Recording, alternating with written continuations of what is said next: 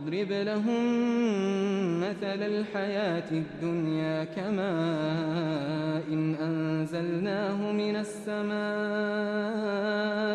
فاختلط به نبات الأرض فأصبح هشيما تذروه الرياح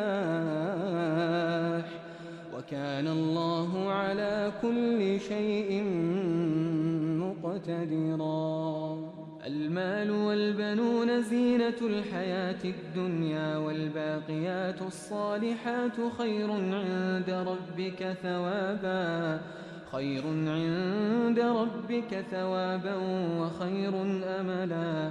ويوم نسير الجبال وترى الأرض بارزة وحشرناهم فلم نغادر منهم أحدا وعرضوا على ربك صفا لقد جئتمونا كما خلقناكم أول مرة بل زعمتم أن لن نجعل لكم موعدا. ووضع الكتاب فترى المجرمين مشفقين مما فيه ويقولون يا ويلتنا ما لهذا الكتاب لا يغادر صغيرة